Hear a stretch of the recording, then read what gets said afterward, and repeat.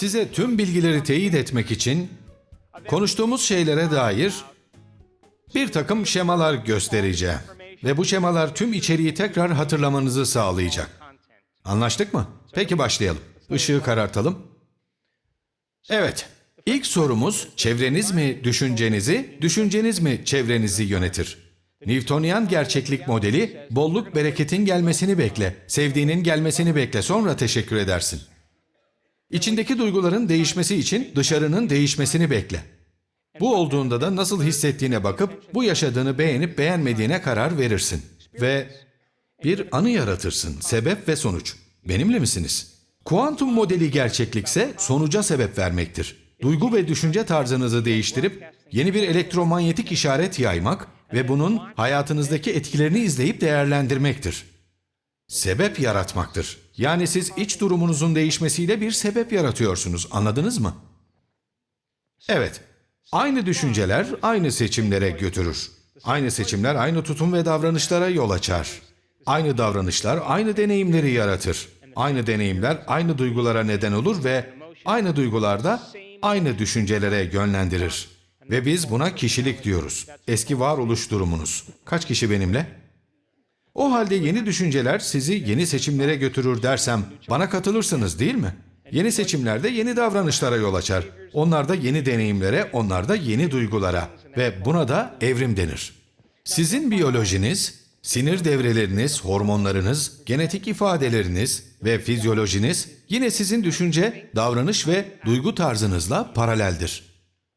Bu durumda sizin kişiliğiniz kişisel gerçekliğinizi yaratır. Kişiliği de düşünce, davranış ve duygular yaratır. Bu da varoluş durumudur. O halde sizin geçmiş kişiliğiniz, eski benliğiniz, sürekli eski hayatınızı tasdik eden aynı duygu, düşünce ve hareketten ibaretti.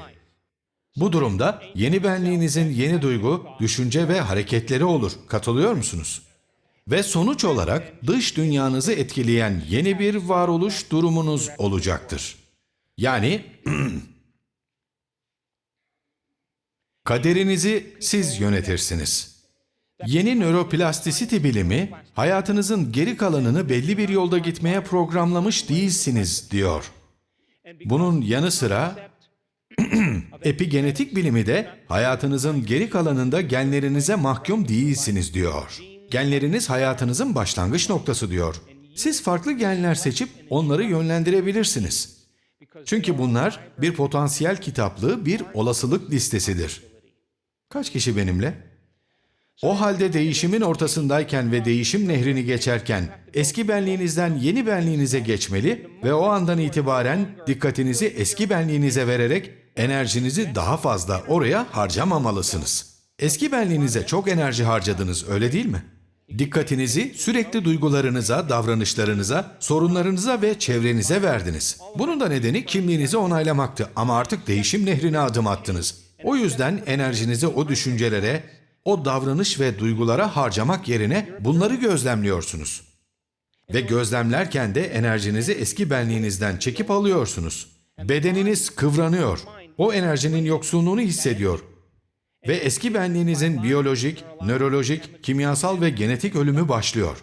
Bedeniniz beyninize işaretler gönderiyor. Kafanızın içindeki sohbeti duyuyorsunuz. O sohbeti biliyorsunuz değil mi? Beden eski benliğe alışık, onu özlüyor. Ona bir kulak verin. Aklınıza gelebilecek ne kadar mazeret varsa sıralayacak. Ama siz enerjinizi bunlara dikkat etmeden düşünceniz için kullanırsanız artık eski programı desteklemezsiniz. Katılıyor musunuz? İşte değişim budur. Kendinizin üstesinden geldiğinizde en küçük ölçeğe kadar artık eski tarz düşüncenin gerçekliğine inanmazsınız. Birlikte harekete geçip beyninize yerleşen eski devreleri artık güçlendirmezsiniz ve eski benliğinizi bırakmaya başlarsınız. Değişim nehrini geçen insanlar kuşkularıyla yüzleşirler. Korkularıyla yüzleşirler. Kendi sınırlarıyla yüzleşirler. Kendi duygularıyla yüzleşirler. Alışkanlıklarıyla yüzleşirler. Ve eski benliklerinden yeni benliklerine geçmek için bu büyük boşluğu aşmaları gerektiğini anlarlar. Ve bunu anladıktan sonra da bilinmeze adım atarlar. Bu rahatsız, yabancı, kestirilemeyen bir şeydir. Ama içine girince yeni bir varoluş durumu yaratmanın iyi bir fikir olduğunu görürler. Çünkü yeni bir varoluş durumu yaratmakla biyolojik, nörolojik, kimyasal, endokrinolojik ve genetik anlamda yeni bir benliği oluşturmuş ve desteklemiş olurlar. Artık değişim nehrini daha hızlı geçerler. Size 23 yeni gene uyumlanabileceğinizi söylemiştim. Hem de sadece kendi durumunuzu yükselterek. Şimdi, yeni varoluş durumuna nasıl geçildiğini bilmeyenler için şöyle diyeyim. Varoluş durumu, nasıl düşündüğünüz ve nasıl hissettiğinizdir. Çünkü düşünceler beynin dilidir ve duygular da vücudun dilidir. Duygu ve düşünce tarzını eşlerseniz yeni bir varoluş durumu yaratırsınız. Şu küçük çocuğu izleyin. Sizce iyi bir gün geçirecek mi? İşte bu kadar basit.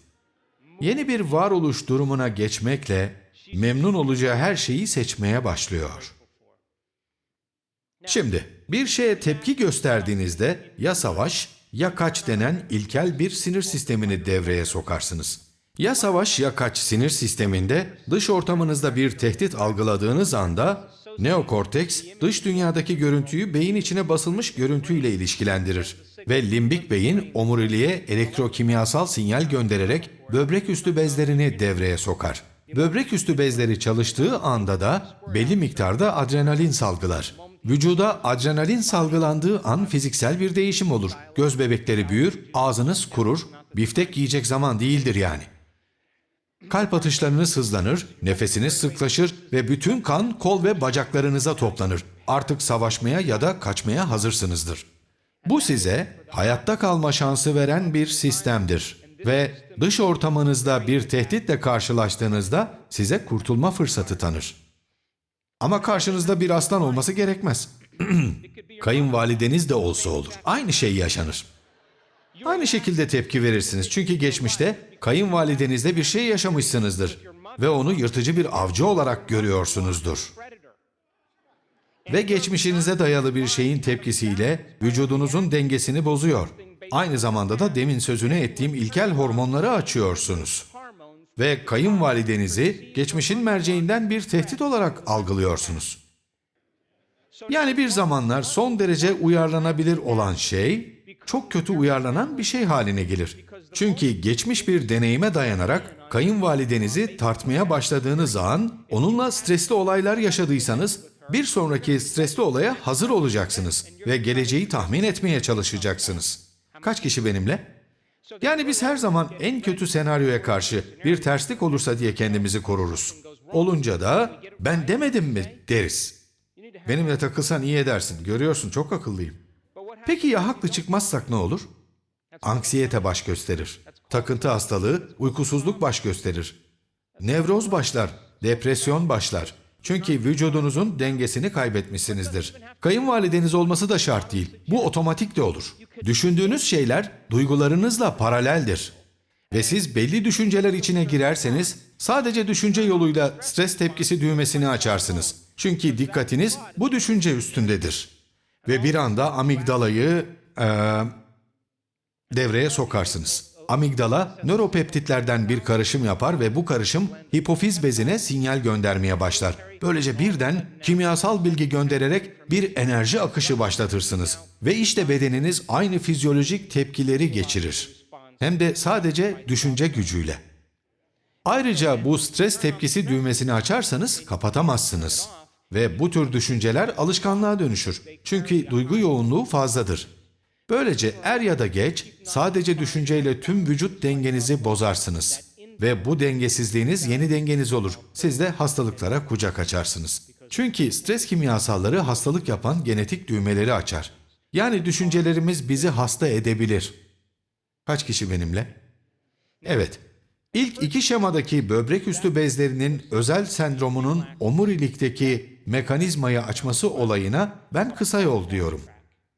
Olay birkaç saniye ile birkaç saatte gerçekleşir. Bu, böbrek üstü bezi eksenindeki hipofiz bezidir. Bu kortizol salınımıdır ve kortizol birkaç saat ila birkaç gün arası kalır.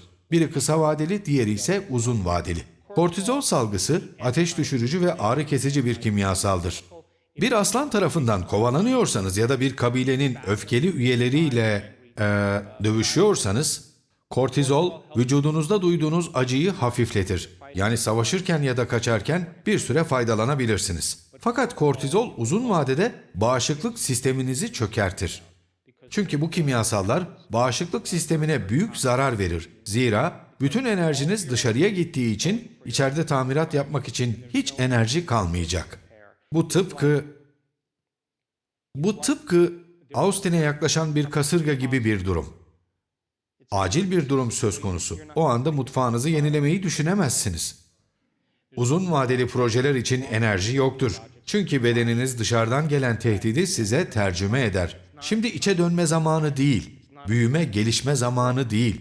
Siz de acil durum modunu sürekli çalıştırırsanız, büyümek, gelişmek için enerjiniz kalmaz. Ya da uzun vadeli projeler için, tamam mı? Bunun adı parasempatik sinir sistemidir. Rahatlık anında devreye girer. Şükran günü yemeği ya da Noel yemeği yerken birden tükürük salgınız artar, göz bebekleriniz küçülür. Kalbinizden iç organlarınıza güzel güzel kan akışı olur ve bedeniniz artık kendini onarır. Yani size hadi gel biraz trambolinde zıplayalım desem dostum dersiniz. Yarın zıplarız.